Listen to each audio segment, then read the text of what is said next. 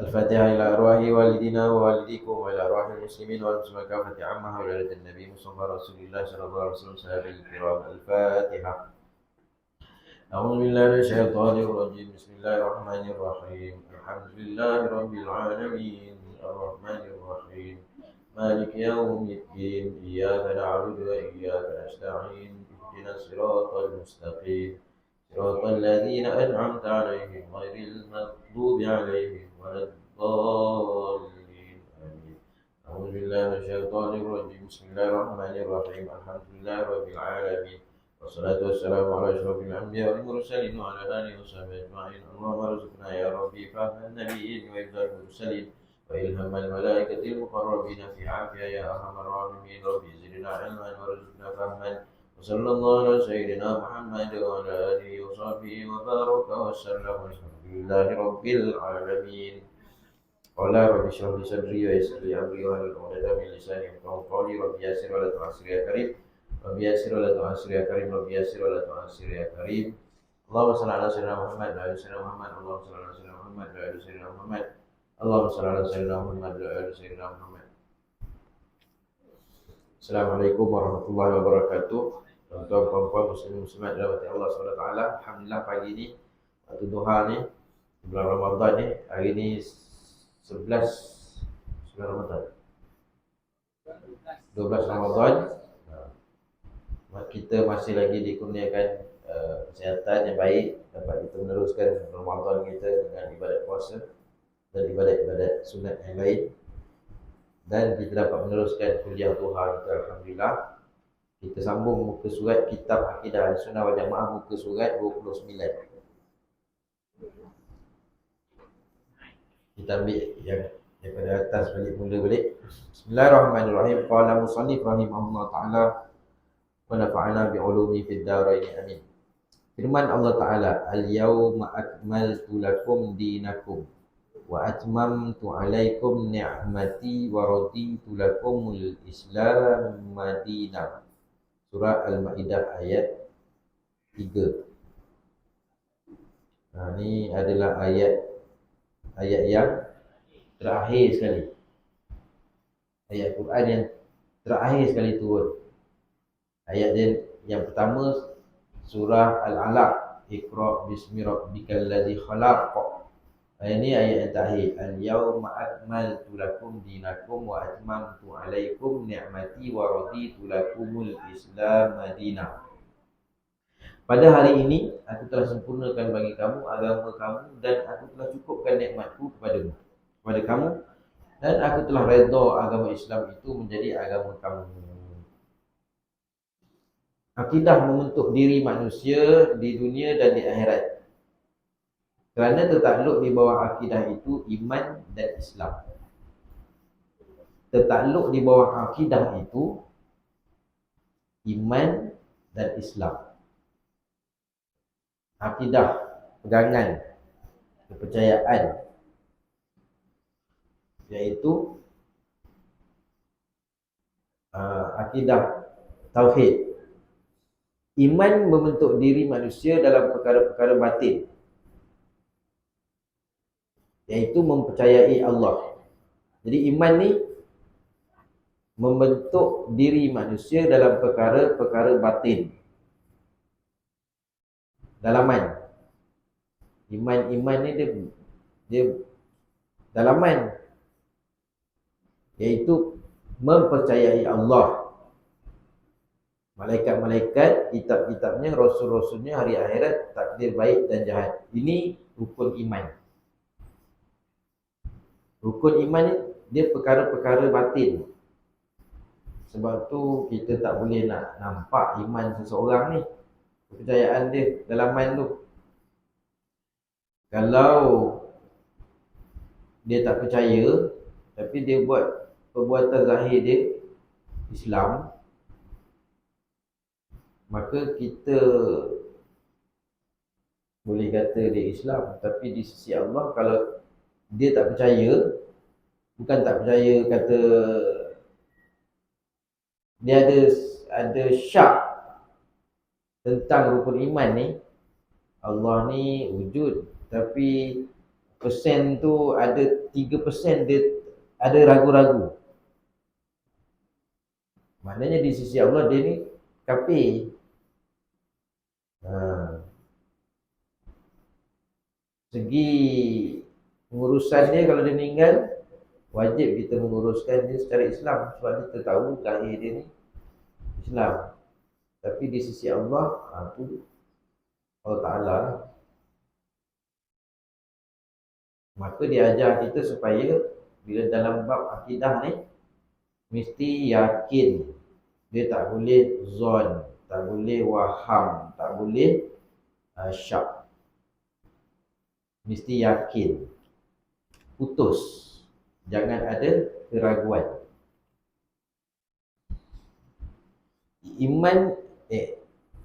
Iman juga membentuk diri manusia bersifat sabar, mengasihi saudara seagama sebagaimana mengasihi diri sendiri, bercakap dalam perkara-perkara kebajikan, memuliakan tetamu, menghubungkan silaturahim, tidak menyakiti jiran tetangga dan lain-lainnya.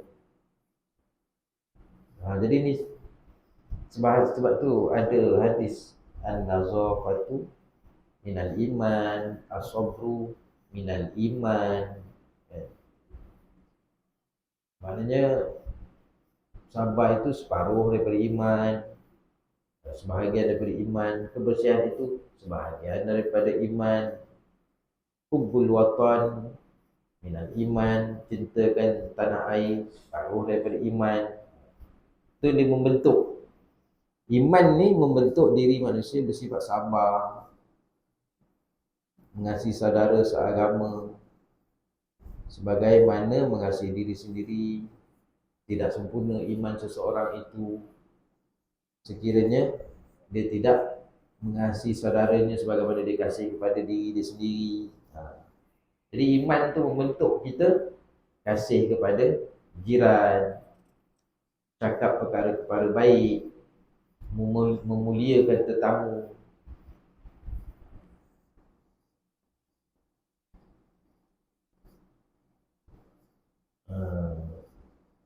Ikramul dhaifah, memuliakan tetamu.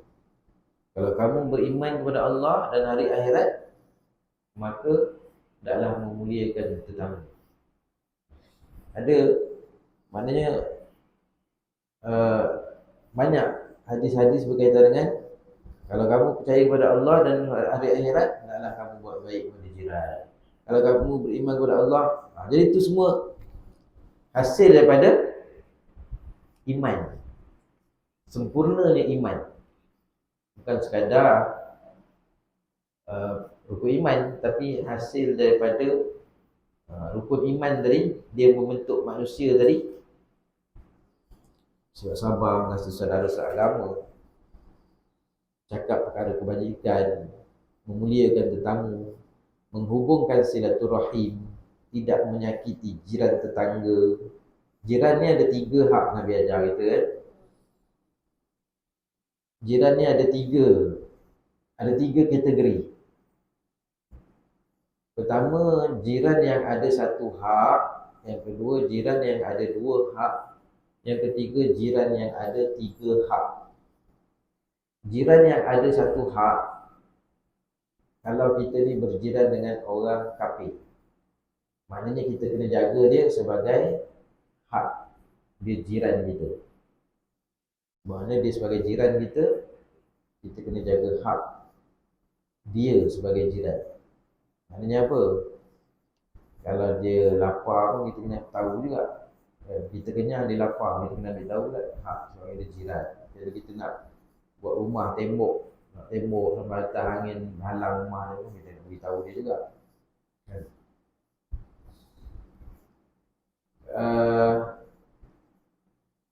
Yang kedua, hak kalau kita berjiran dengan jiran yang sesama Islam. Pertama, kita nak jaga dia sebagai jiran kita, hak sebagai jiran. Yang kedua, hak sebagai sesama Islam. Hak sama Islam ni, kalau dia sakit, kita ziarah. Kalau dia jemput undangan, kita kena hadir. Itu hak. Dua hak lah. Kalau kita berjiran pula dengan saudara mara kita, macam orang Rembau ni kan, jiran kita ni bukan orang lain, saudara mara kan. Kena jaga. Pertama, hak dia sebagai jiran. Yang kedua, dia sebagai seorang Islam. Yang ketiga, dia sebagai saudara mara kita. Ini semua hak-hak. Jadi jiran ada 3 jenis kategori. Kalau berjiran dengan saudara mara dengan adik-beradik, lagi ya, hak sebagai adik-beradik nak kena jaga. Saudara mara, kaum kerabat kita. Lepas tu dia sebagai orang Islam, dia sebagai jiran lagi. 3 hak. Jadi tak beriman seseorang tu tak sempurna iman. Ataupun kalau kita beriman dengan Allah, percaya kepada Allah, percaya kepada hari akhirat, kita kena jaga hak-hak sebagai seorang jiran. Tidak, iman kita tak sempurna. Sebab iman tu bukan sekadar percaya, tapi kena praktiskan.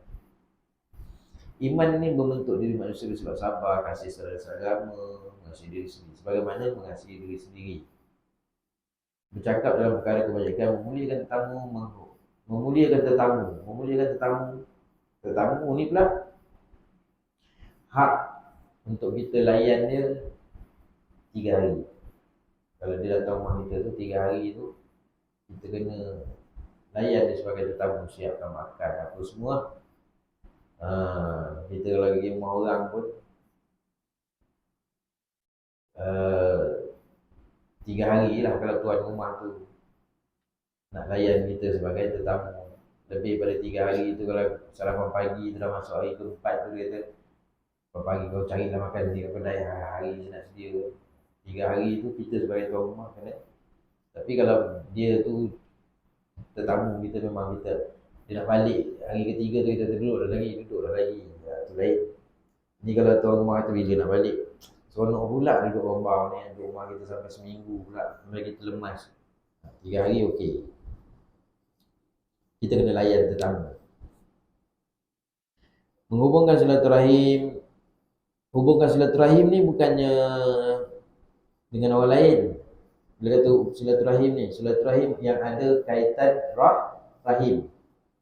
Yang tak ada kaitan rahim ni, kita menghubungkan ukhuwah, persaudaraan lah. Menghubungkan ukhuwah. Kalau menghubungkan silaturahim ni dengan yang ada ikatan rahim lah, adik-beradik.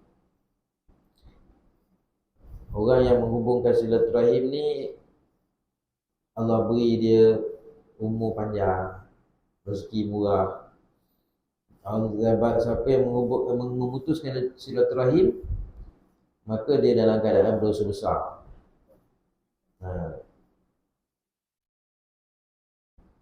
Bagi yang memutuskan silaturahim ni, dia dalam keadaan berdosa besar. Orang lain dapat keampunan, tapi orang yang memutuskan silaturahim ni, amal dia tidak terangkat. Amal dia tidak terangkat. Tak dipandang. Tidak menyakiti jiran, tetangga dan lain-lain. Semua perkara tersebut adalah timbul daripada keimanan yang dibentuk oleh akidah. Islam membentuk diri manusia dalam perkara-perkara zahir. Islam pula membentuk manusia dalam perkara-perkara zahir, nampak. Iaitu mengucap 2 kalimah syahadah. Jadi kalau orang tu dah mengucap 2 kalimah syahadah, kita kata-kata dia Islam. Sebab apa? Dia nampak, zahir. Lepas tu semayang. Nampak tak? Semayang fardu 5 waktu sehari semalam, berpuasa pada bulan Ramadan, berzakat dan mengerjakan haji ke Baitullah. Oleh itu dalam akidah Islam, iman dan Islam tidak boleh dipisahkan. Kerana kedua-duanya tertakluk di bawah akidah yang membentuk diri manusia, dunia dan akhirat. Iman ni dia dalam, batin, tak nampak. Tapi Islam ni Nampak ciri-ciri itu. Dia sembahyang, dia puasa. Andainya seseorang itu tidak mempercayai perkara-perkara batin tersebut, yang boleh diistilahkan sebagai rukun iman. Maknanya rukun iman perkara-perkara batin, tak nampak kan? Dan tidak melaksanakan perkara-perkara zahir. Dia tak percaya perkara-perkara yang rukun iman tadi, dan tak melaksanakan perkara yang zahir. Bagaimana dinyatakan sembahyang tidak, puasa tidak, perkara-perkara rukun Islam tu, yang boleh diistilahkan sebagai rukun Islam adalah bermakna hidup mereka tidak berakidah, dan diri mereka tidak dapat dibentuk dengan akidah, kerana mereka itu termasuk golongan orang yang tidak beriman dan tidak Islam. Dan hidup mereka itu tidak berakidah dan tidak bertauhid. Dia tak percaya kepada perkara-perkara batin tadi, tak percaya rukun iman. Lepas tu dia pun tak melakukan perkara-perkara yang zahir tadi.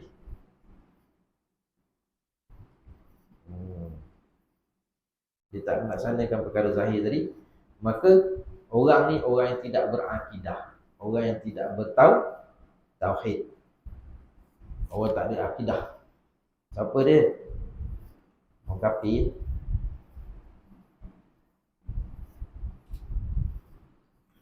Hubungan dengan Allah dan hubungan sesama manusia. Ini selalu kita dengar, hablum minallah, hablum minan nas. Dalam hidup dan kehidupan manusia sehari-hari di dunia ini mempunyai hubungan dan pertalian dengan Allah yang Maha Esa dan hubungan sesama manusia. Hubungan manusia dengan Allah adalah diikat oleh akidah melalui kalimah tauhid, yang mengaku tidak ada Tuhan yang disembah dengan sebenarnya melainkan Allah SWT. Sebagaimana firman Allah Ta'ala, fa'lam annahu la ilaha illallah. Apa dia kalimah tauhid?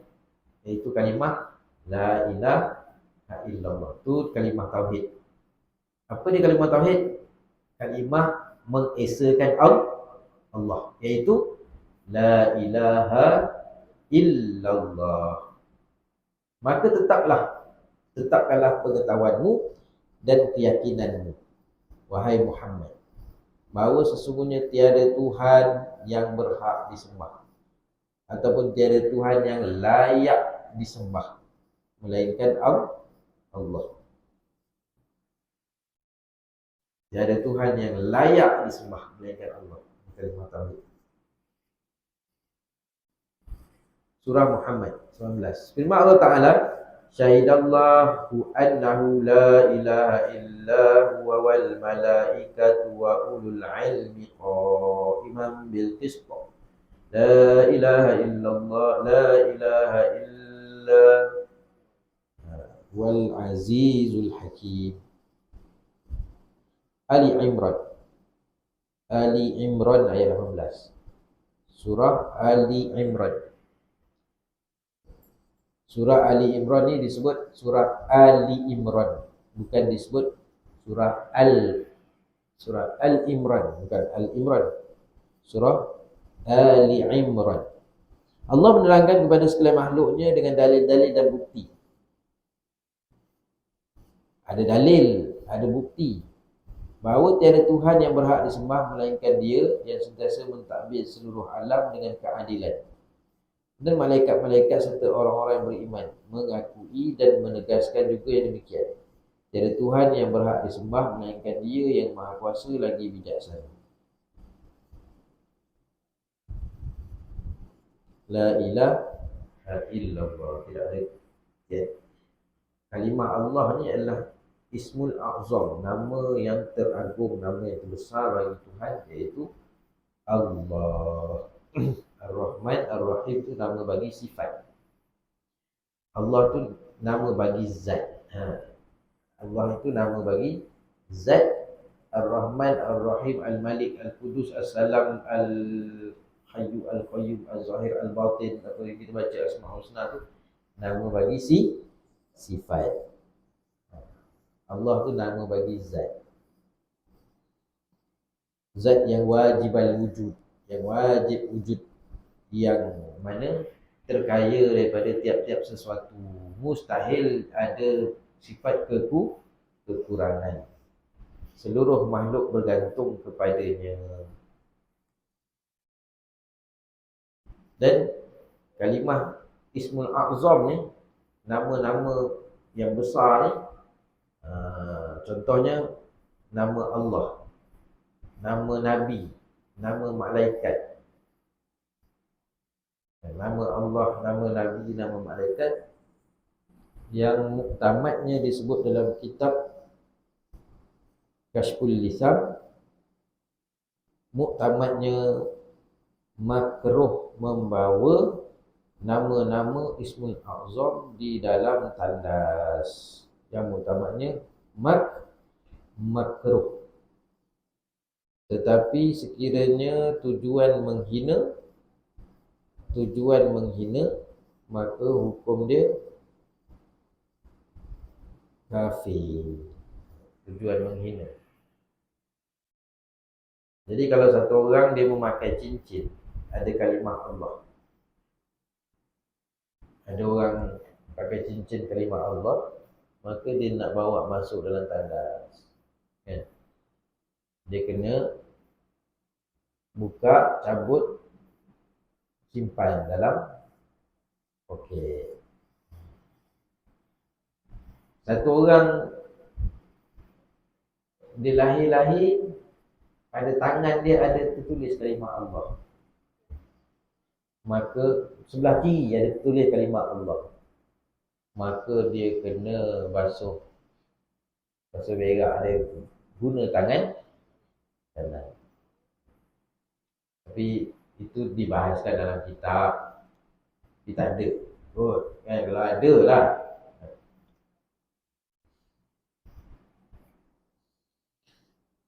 Pengakuan seseorang manusia tiada Tuhan yang berhak disembah yang diikrarkan dalam kalimah syahadah. Ikrar itu kena ikrar. La ilaha illallah, asyhadu an la ilaha illallah. Dia kena ikrar. Dan kalimah la ilaha illallah tu, kalimah tauhid tu,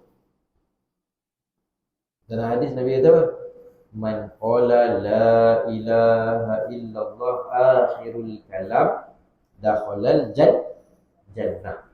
Siapa yang mengucap kalimah la ilaha illallah akhir kalam dia, maka masuk dia dalam syurga.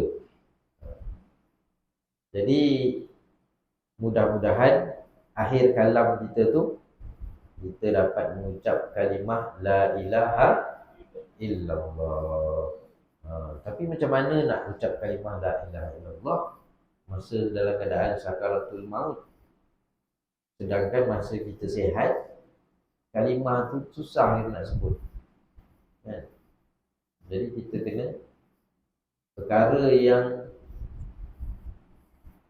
bulan Ramadan ni, perkara yang kita kena banyak sebut, yang Allah suka, yang mesti, yang Allah suka kita sebut, iaitu la ilaha illallah dan istighfar, astaghfirullah, kan? Dan yang mesti kita minta, dua kalimah yang Allah suka, kalimah la ilaha illallah dan istighfar. Bulan puasa ni ialah pintu taubat tu sentiasa terbuka, maka perbanyakkan memohon istighfar.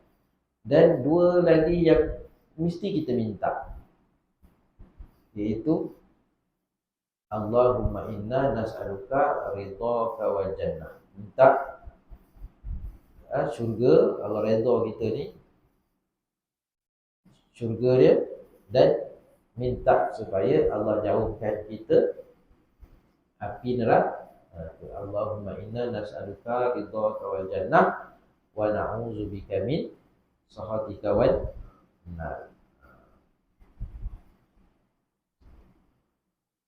Dua perkara yang Allah suka dan dua perkara yang tak boleh tidak kita minta kepada Allah.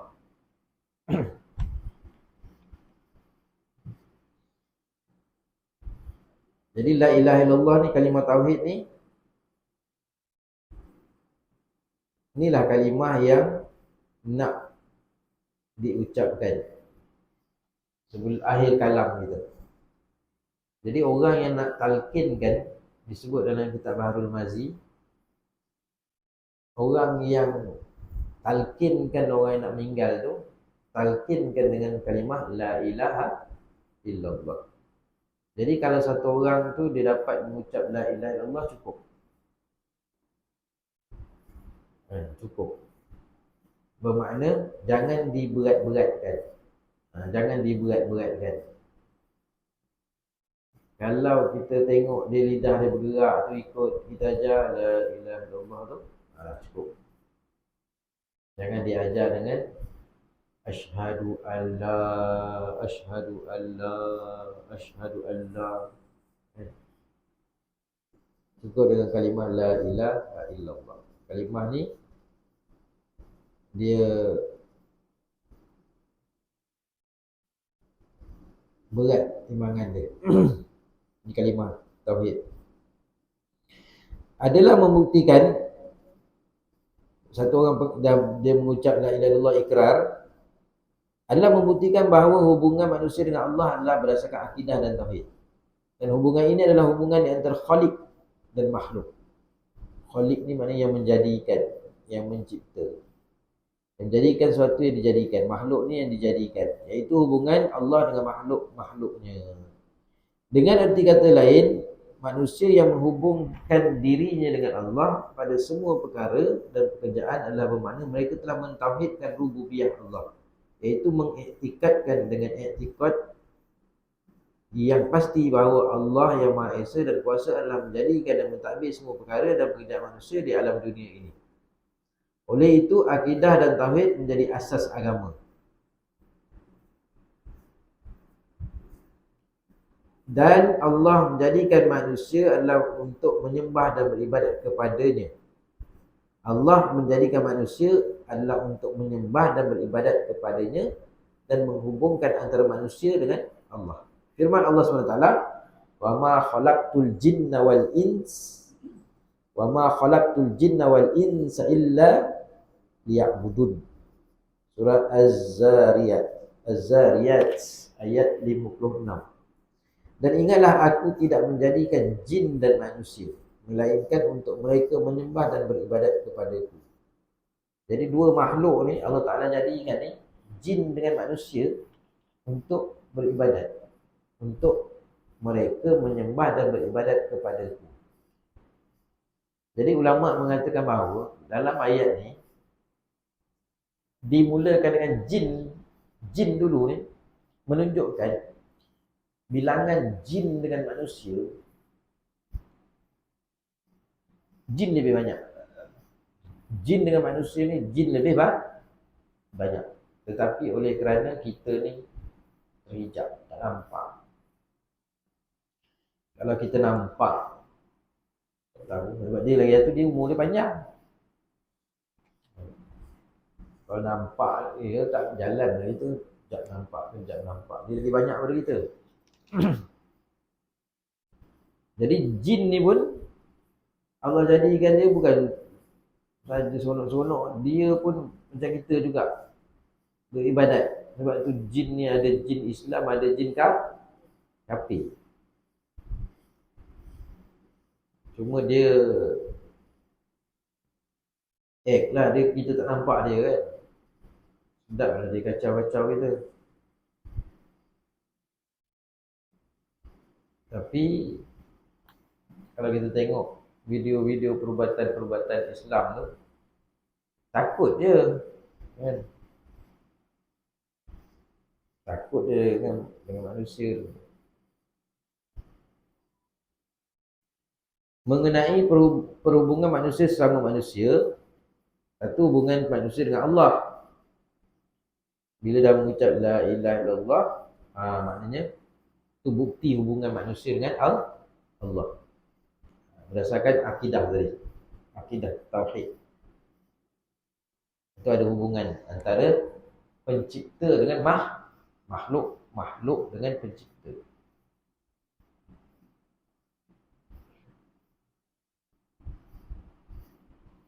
Jadi hubungan tu dah ada, tapi yang menghubungkan tu solat tu menghubungkan solat.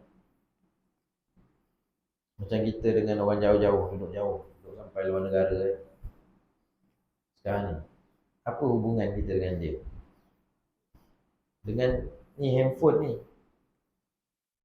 dengan handphone tu, tu dia punya perantara dia, handphone tu.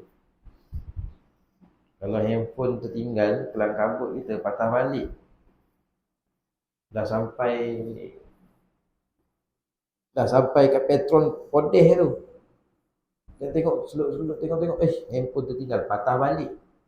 Sebab apa? Sebab handphone tu penting, dia menghubungkan kita dengan bos kita, dengan orang kerja kita, dengan apa semua. Tak ada handphone, memang tak dapat info langsung hari tu. Jadi begitu solat. Tapi satu orang yang tak solat, dia relax dia. Dia tak terasa pun dia telah terputus hubungan dia dengan Allah. Wasilah kan, semayang ni. Kalau tidak, sebab tu Allah wajibkan kita solat untuk nak ingatkan dia. Solat ni lizikri, semayang ni untuk ingat dia. Kalau Allah Ta'ala tak perintah, tak wajibkan semayang, agaknya langsung tak ingat. Sebab apa? Dalam semayang pun kita boleh tak ingat dia, luar semayang lagi dah tak ingat. Allah dalam semayang, Allah suruh ingat dia. Tapi itu pun dalam semayang banyak lagi, sikit je ingat dia kan. Cuma ulama kata, bila kita dah dapat semayang tu pun, bila kita rasa alhamdulillah, syukur kita dapat semayang, itu pun dah kira baik dah tu. Dah kira baik lah. Nak dapat khusyuk daripada mula sampai habis.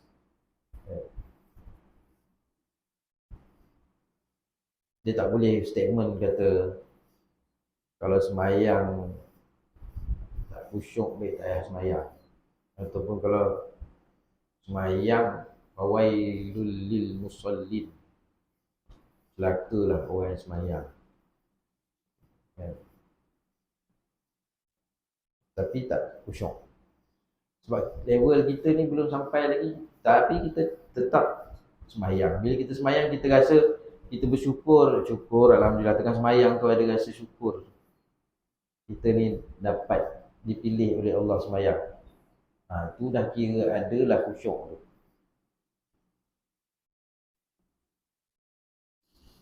Mengenai perhubungan manusia sama manusia, akidah dan tauhid menghubungkan dan mengikat mereka dengan dua kalimah syahadah, iaitu asyhadu an la ilaha illallah, asyhadu anna muhammadar rasulullah. Aku bersaksi mengaku tiada Tuhan yang disembah dengan sebenarnya melainkan Allah, dan aku bersaksi mengaku bahawa Nabi Muhammad adalah utusan Allah. Ikrar seorang sama mengaku Allah Ta'ala Tuhan yang disembah dengan sebenarnya dan Nabi Muhammad utusan Allah adalah orang yang sama-sama beriman dengan Allah dan Rasulnya dan sama-sama beragama dengan agama Islam, agama yang diridhai Allah, di mana mereka yang berhubung sesama manusia dalam agama Allah telah diberi hidayah oleh Allah ke jalan yang benar. Firman Allah Ta'ala, wa may ya'tasim billahi faqad hudiya ila siratim mustaqim. Surah Ali Imran. Dan siapa 101,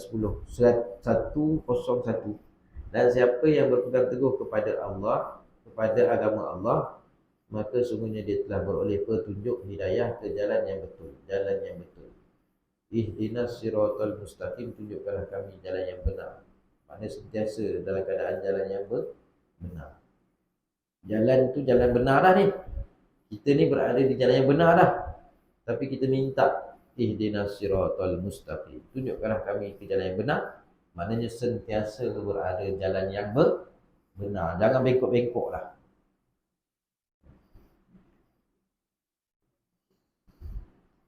Hubungan manusia sesama manusia dalam agama Allah yang telah diikat oleh akidah dan tauhid akan menimbulkan semangat kerjasama Mereka memperjuangkan hak agamanya dan kesuciannya dengan mengorbankan harta benda dan jiwa mereka kerana didorong oleh keimanan kepada Allah SWT. Firman Allah Ta'ala, innamal mu'minuna alladhina amanu billahi wa rasulihi summa lam yartabu wa jahadu bi amwalihim wa anfusihim fi sabilillah ulaika humus shadiqun. Surah Al-Hujurat ayat 15. Sesungguhnya orang-orang yang sebenar-benar beriman hanyalah orang-orang yang percaya kepada Allah dan Rasulnya, kemudian mereka terus percaya dengan tidak ragu-ragu lagi, serta mereka berjuang dengan harta benda dan jiwa mereka pada jalan Allah. Mereka itulah orang-orang yang benar pengakuan imannya. Hubungan manusia sesama manusia dalam mentauhidkan Allah, amalan dan pekerjaan mereka tertakluk di bawah takbir Tuhan yang satu, iaitu Allah Ta'ala, dan kitab yang satu, iaitu Al-Quran, dan Rasul yang satu, iaitu Nabi Muhammad SAW, dan kiblat yang satu, iaitu Kaabah. Dengan tercantumnya perkara-perkara tersebut dalam hati seseorang tadi, akan timbul perasaan kasih sayang dan perpaduan ummah dalam ikatan yang satu, iaitu ikatan ukhuwah Islamiyah, persaudaraan dalam agama. Sebab apa? Sebab Tuhan yang satu, Al-Quran yang satu, Rasul yang satu, kiblat yang satu. Dalam tercantumnya perkara-perkara tersebut dalam hati kita, kita sama, Tuhan yang sama. Walaupun dia jenis bangsa berkulit hitam, Somalia, bangsa Afrika, dan tak kira apa, tapi mereka ni sama dengan kita. Tauhid yang satu, Quran yang sama, Rasul yang satu, kiblat yang satu. Jadi dengan tercantumnya perkara-perkara tersebut dalam hati tadi, akan timbul perasaan kasih sayang dan perpaduan ummah dalam ikatan yang satu, iaitu ikatan ukhuwah Islamiyah, persaudaraan dalam agama Islam. Sebab tu kita tak boleh bila Palestin, kita dengar Palestin ke Syria ke apa-apa saja, dan Afrika ke, kita tengok ini saudara kita ni, saudara kita. Tidak beriman seseorang itu, dia tak kasih kepada saudara dia sebagaimana dia kasih kepada diri dia sendiri. Maknanya kita kena ada rasa, memang kena rasa. Kalau dia takat tengok belek-belek tak ada perasaan kasih, ya, memanglah tak sempurna iman dia. Innamal mu'minuna ikhwatun fa aslihu baina akhawaykum wattaqullaha la'allakum turhamun. Surah Al-Hujurat ayat 15. Sebenarnya orang beriman itu adalah bersaudara. Bersaudara. Sebenarnya orang-orang yang beriman itu adalah saudara, maka damaikanlah di antara dua saudara kamu yang bertelingkah. Mengukuh keyakinan manusia kepada beragama. Fitrah manusia yang hidup perlu beragama. Akidah menjadi asas utama untuk mengukuhkan keyakinan manusia kepada beragama. Islam selaku agama yang sesuai dengan fitrah manusia perlu dipandu oleh akidah agar mereka benar-benar menjadi seorang insan yang kamil. Insan yang kamil, sempurna, yang berasaskan akidah. Akidah berasaskan tauhid, akidah tauhid. Kerana dengan akidahlah seseorang manusia tadi menjadi orang yang beriman dan Islam. Seorang beriman dan Islam tidak berasaskan keimanan dan keislaman mereka dengan akidah, keyakinan mereka kepada agamanya tidak kukuh, dan tidak ada panduan dan asas yang boleh mengukuhkan mereka itu kepada beragama, di mana keimanan dan keislaman mereka itu dengan mudahnya boleh diselewengkan oleh mereka yang memang sentiasa mencari jalan untuk merosakkan akidah orang-orang yang beriman dan Islam. Oleh yang demikian, maknanya kalau tengok sini dia kata apa? Seseorang yang beriman dan Islam yang tidak berasaskan keimanan dan keislaman mereka dengan akidah, keyakinan mereka kepada agamanya tidak kukuh. Kerana tidak ada panduan, tak ada asas nak kukuhkan mereka ni kepada agama, di mana keimanan dan keislaman mereka ni mudah boleh diselewengkan oleh mereka yang memang sentiasa mencari jalan untuk merosakkan akidah orang-orang yang beriman dan Islam. Oleh yang demikian adalah fardu ain, wajib bagi setiap orang yang mukallaf lelaki dan perempuan mempelajari ilmu akidah. Jadi kata akidah ni kalau tak orang yang dia nak kena kukuh kan, asas nak kena kuat. Jadi kalau tidak, mudah dia kena diselewengkan. Kan dia pergi dengar satu orang yang pandai bersembang, ada orang dia pandai cakap pasal agama ni, cakap pumpah. Dia ni akidah dia tak kuat. Kan? Basic tu tak ada. Jadi dia pun betul lah, logik lah dia cakap. Maka kalau tidak takkan muncul. Sekarang ni baru-baru ni ada statement kata ajaran Ayah Pin tu dah mula nak muncul balik, kan? Lepas tu satu agama Mahdi, kita tak tengok dalam video, kan? Agama Mahdi. Lepas tu ini yang barunya ni. Yang sebelum ni yang hak tu, kan?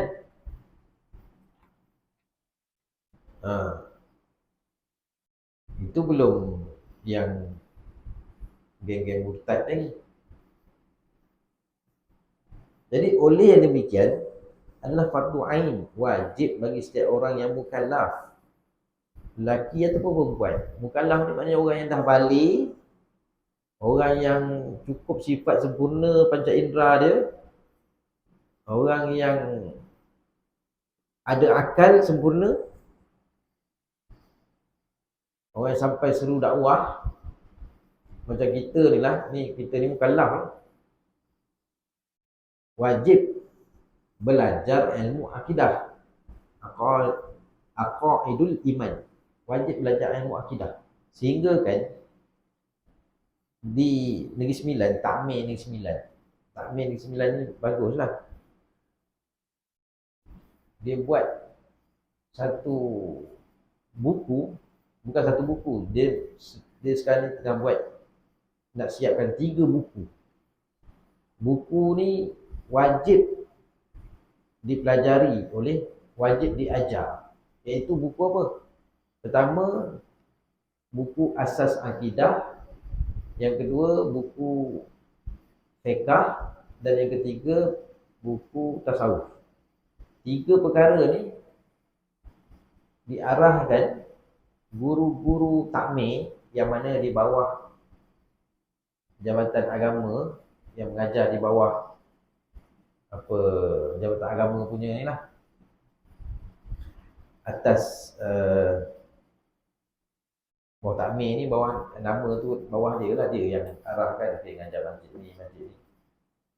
Diarahkan daripada bermula bulan berapa hari tu, setiap guru-guru takmir ni mesti mengajar buku akidah,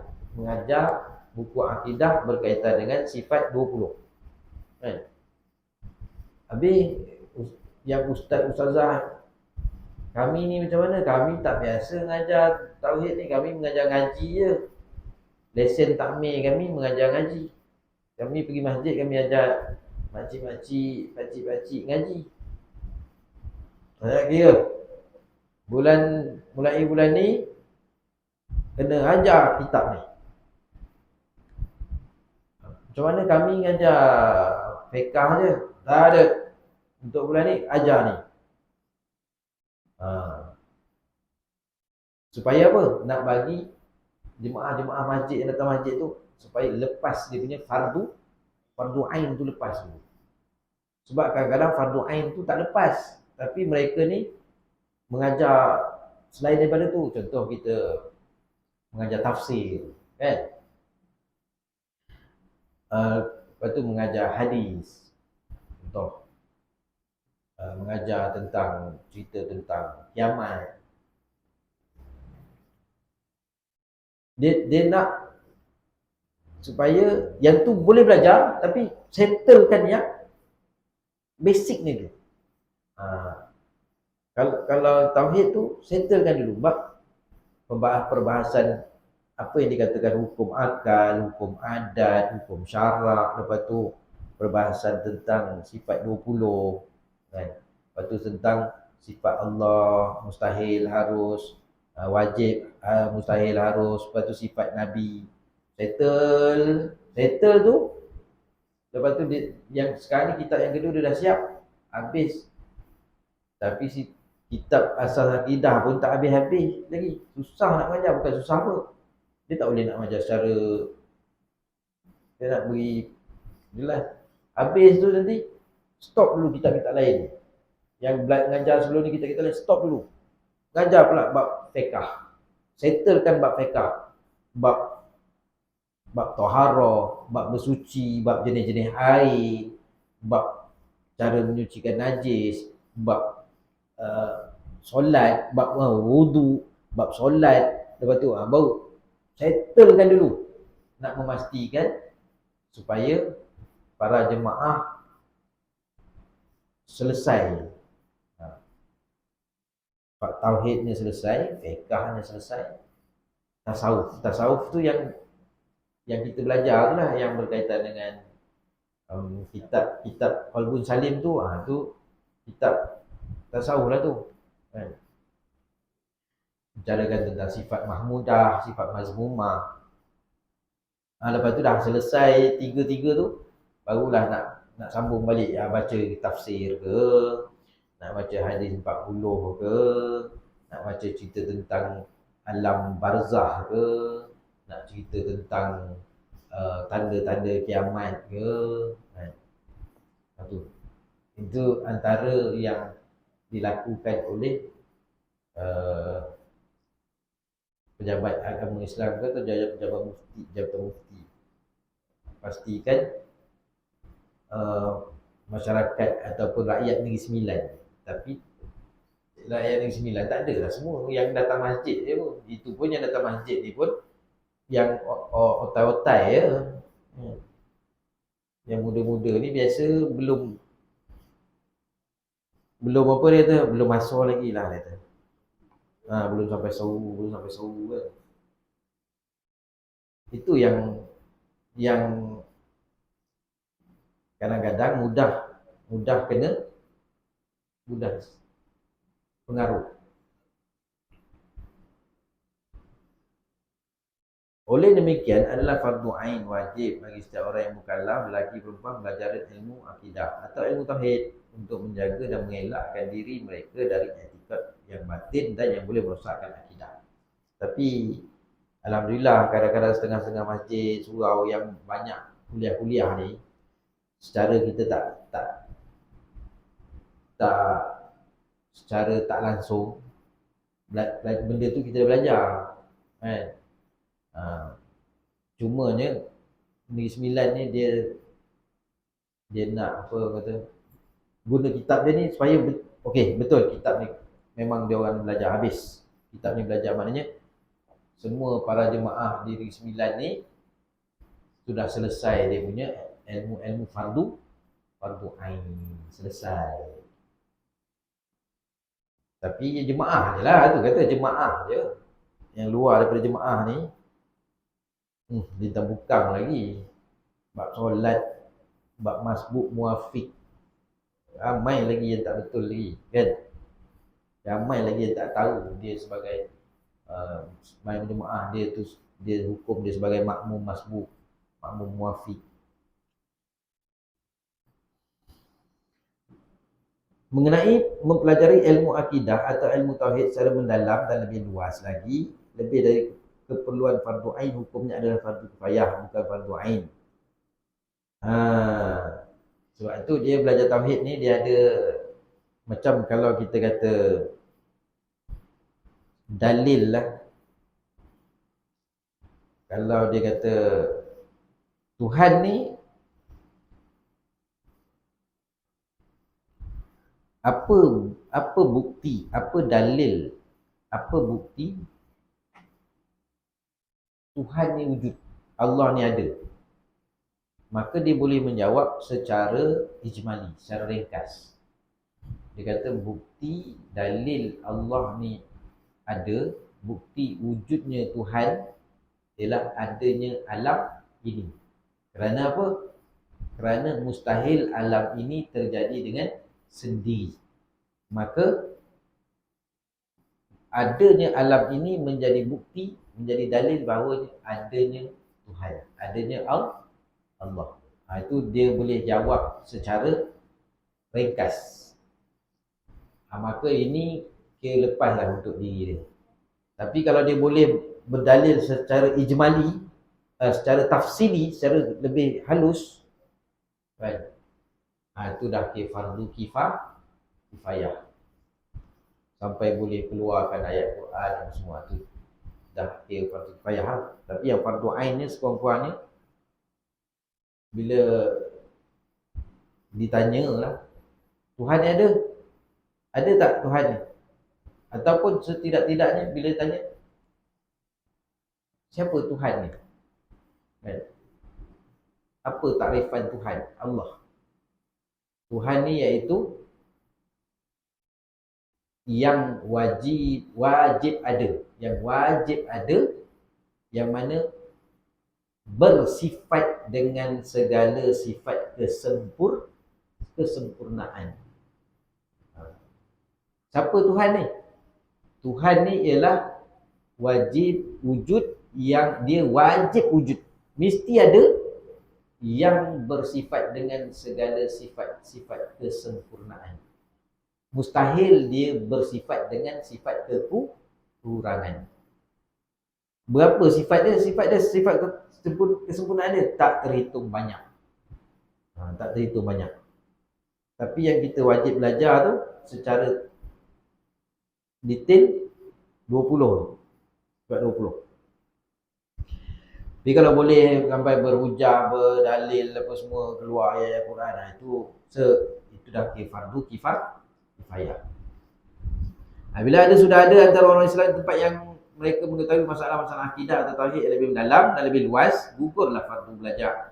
Gugurlah fardu belajar ilmu akidah dan tauhid secara mendalam dan luas tadi ke atas orang Islam yang lain. Maknanya dalam sekurang-kurangnya ada kat kampung kita, ada orang boleh secara mendalam. Kita orang-orang awam ni sekurang-kurangnya yang fardu ain tu. Macam kalau fiqh pun sama juga, yang fardu ain lepas untuk diri kita, bab semayang, bab air, bab jenis-jenis tu.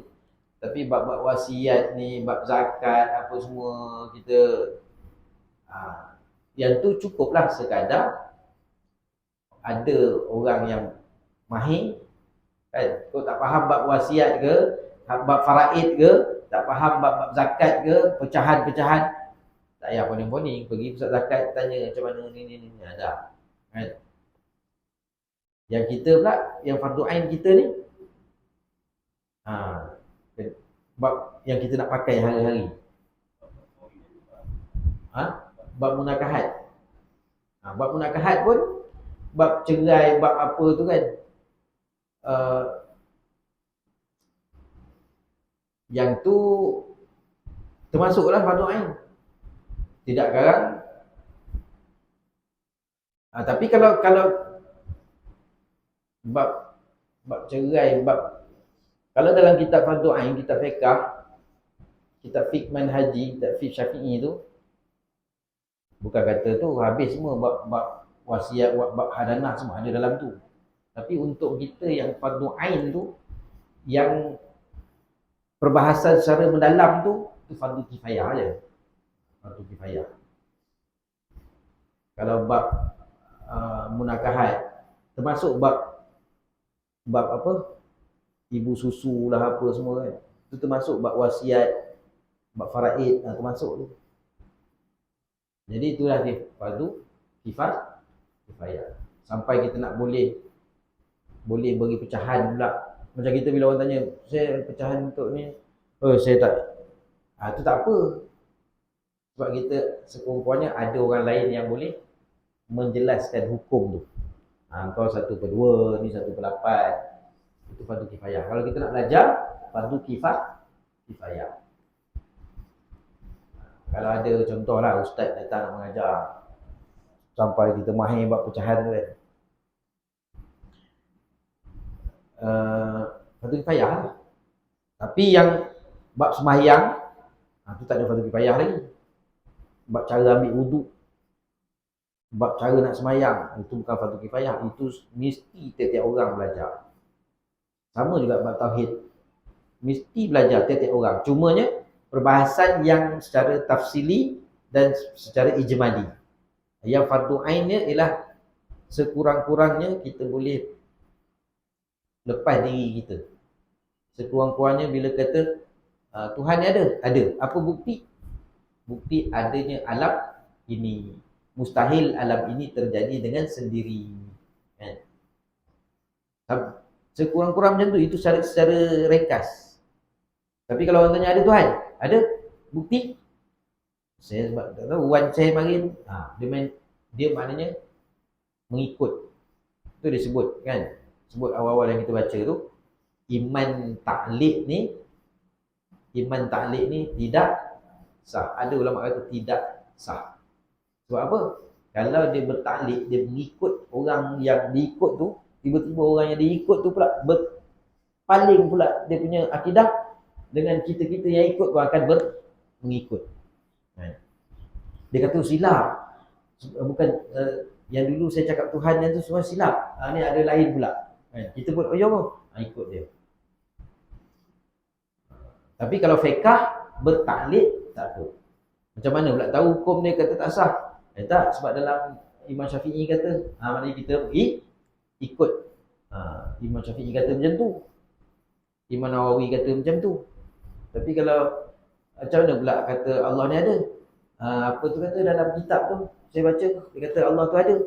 Itu namanya taklid. Tak boleh taklid kan? Tak sah. Wallahu a'lam.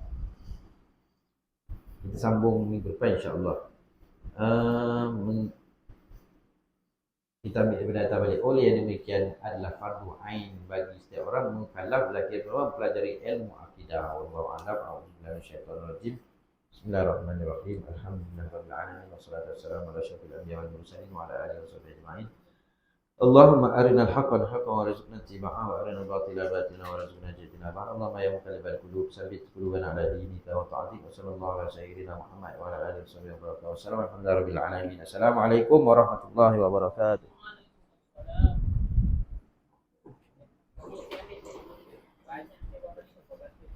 Apa dia? Pensel. Ambil mana?